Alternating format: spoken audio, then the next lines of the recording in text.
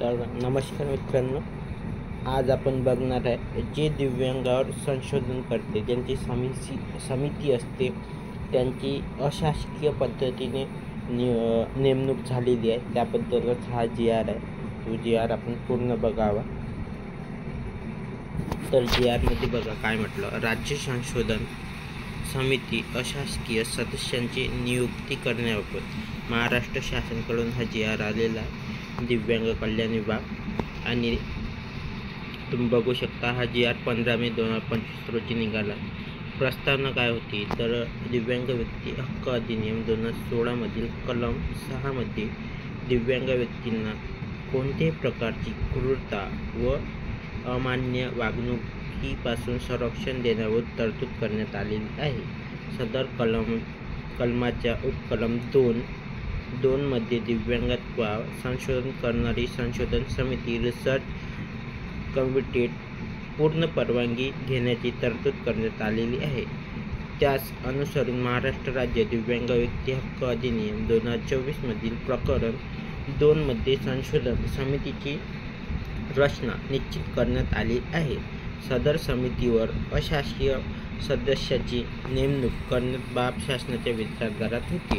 म्हणजे जे पण दिव्यांग कोणचा पण एखादी वागणूक कशा प्रकारे होते, दिव्यांगावर अत्याचार कोणत्या प्रकारे होते, दिव्यांगांना लाभ मिळतो का नाही मिळत, ह्याबाबत पूर्ण संशोधन घेणारी एक समिती असते. ती समिती गठीत करावी लागते. तर ते समिती निमशासकीय असते, म्हणजे त्याला फक्त शासकीय समिती असते.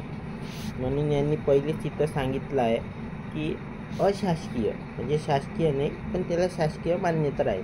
त्यानंतर शासन निर्णय काय म्हणते बघा. दिव्यांग व्यक्ती हक्क अधिनियम 2016 मध्ये कलम 6 उपकलम 2 मध्ये दिव्यांगत्वावर संशोधन करणारी संशोधन समिती रिसर्च कमिटीत पूर्ण परवानगी घेण्याची तरतूद करण्यात आलेली आहे. त्याच अनुसरून महाराष्ट्र राज्य दिव्यांग हक्क अधिनियम 2024 मधील प्रकरण 2 मध्ये खालीलप्रमाणे संशोधन समिती गठीत करण्यात आलेली आहे. आता बघा, जे दिव्यांगावर संशोधन त्यांची एक समिती असते. ते समिती पूर्ण इथं गठीत केलेली आहे. त्यांचे पदसिद्ध अध्यक्ष आहे आयुक्त दिव्यांग कल्याण पुणे महाराष्ट्र राज्य. म्हणजे आपलं असं समजू शकता तुम्ही का जे दिव्यांग कल्याण आहे पुणेमधले ते पदसिद्ध अध्यक्ष आहे. त्यानुसार पदसिद्ध सदस्य कोण कोण आहे. संचालक Aliya Jung national institute of speech and hearing disable Divyangjan KCN मार्ग वांद्रे पश्चिम रिलेशन मुंबई. त्यानंतर पदसिद्ध सदस्य इथं पण दिलेलं आहे. त्यानंतर इथं पूर्ण 8 जणांची टीम आहे. म्हणजे त्यांना एक अध्यक्ष आहे, त्यानंतर बाकी सदस्य आहे. त्यानंतर इथं त्यांनी उक्त तक्त्यातील अनुक्रमाने 7 अन्वये खालील अशासकीय सदस्याची नेमणूक करण्यात येत आहे.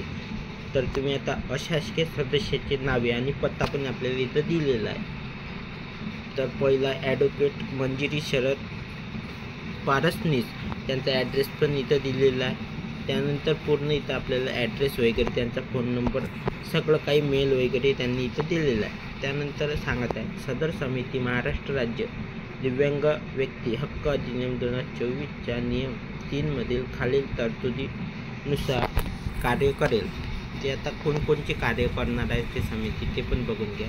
नामनिर्देशित सदस्य तक्त्यात नियुक्तीच्या तारखेपासून 3 वर्षाचा कालावधी सदस्यपद धारण करतील. मग आता जे पण सदस्य आहेत ते 3 वर्षासाठी राहणार आहे. ज्या दिव्यांगावर संशोधन प्रस्तावित आहेत त्या विषयातील कोणत्याही तज्ज्ञ व्यक्तीला अध्यक्ष निमंत्रित सदस्य म्हणून बोलवू शकतील. एकूण सदस्यापैकी 2/3 सदस्य संख्या बैठकी गणपूर्ततेसाठी आवश्यक आहे. समितीच्या वर्षातून 2 वेळा बैठक घेण्यात येईल, परंतु या 2 बैठकीत अंतर 6 महिन्यात अधिक राहणार नाही. तथापि अपवादात्मक परिस्थिती अध्यक्ष हे सदर समिती विशेष बैठक लावून बोलवतील. समितीचा निर्णय हा अंतिम नसेल. आणि हा तर तुम्हाला GR पाहिजे तर याच्या साईटवर पण तुम्हाला मिळून जाईल. यांचा संकेतांक नंबर पण आपल्याला दिलेला आहे. आणि हा जी आर शासन निर्णय डिजिटल स्वाक्षरीने सँक्शनित केला आहे आणि महाराष्ट्राचे जे राज्यपाल आहेत त्यांच्या नावाने आणि आदेशानुसार हा जी आर निघाला आहे. तर मित्रांनो, आता जे पण दिव्यांगाची समिती गठीत झालेली आहे त्यामध्ये आता समोर काय होणार ते आपल्याला कळणारच आहे. पण तुम्हाला जर हा जी आर पाहिजे असेल तर आपल्या टेलिग्राम चॅनलवर तुम्हाला मिळेल. धन्यवाद मित्रांनो.